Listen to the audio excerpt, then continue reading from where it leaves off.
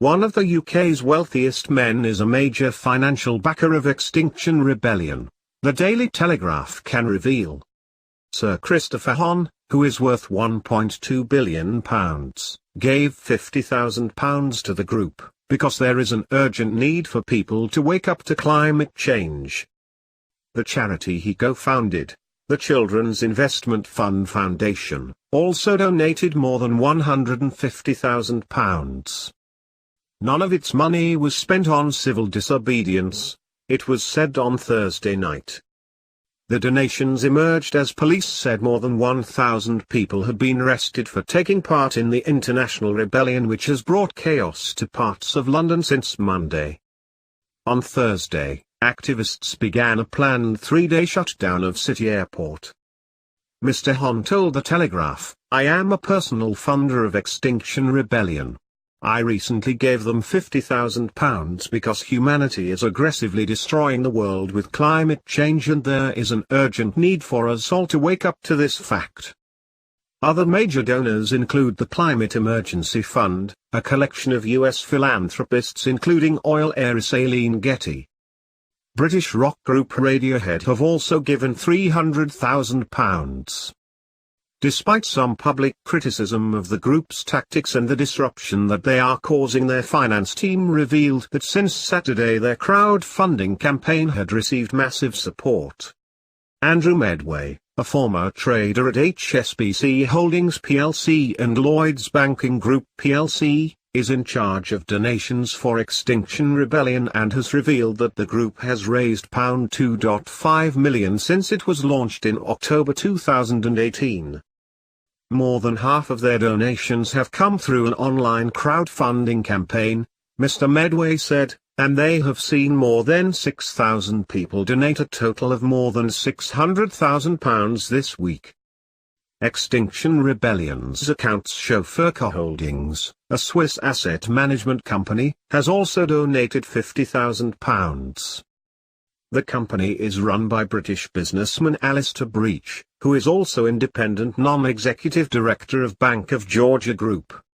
When Ms. Getty's donation to the cause was made public in September, the granddaughter of the oil tycoon J. Paul Getty said she hoped that other high-net-worth individuals would follow in her footsteps. Any charity donating money to other organizations has a strict set of guidelines that they have to adhere to. The Charity Commission states that any money given other organizations can only be used in line with your charity's purposes. The charity also has to be able to demonstrate that they have some control over how the money is used.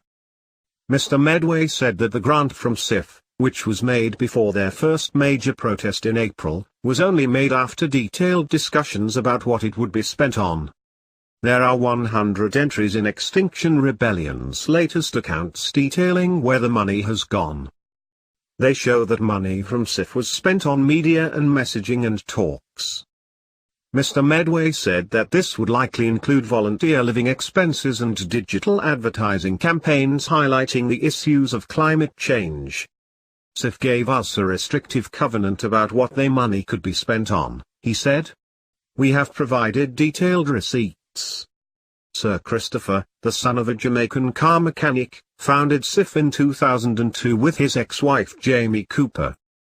The couple's 2013 divorce ended in what was then thought to be the largest ever payout of £337 million. Then in 2017 a High Court judge ordered that SIF should pay £282 million to a new cause set up by Ms. Cooper, Big Win Philanthropy. On their website SIF states, climate change poses the single biggest threat to the future of today's children. Science tells us that climate security requires the global economy to be largely free of carbon pollution by 2050. The charity has donated more than £200 million to help fight climate change, which Sir Christopher describes as the defining issue of our generation. Neither Sir Christopher nor the charity responded to a request for comment. A Charity Commission spokesperson said, "The public care deeply that charities can show good stewardship of funds and remain true to their values in all that they do. Our guidance is clear that charities must ensure any funds given to other non-charities are used solely in line with their charitable purposes and put sufficient controls in place to ensure that this is the case.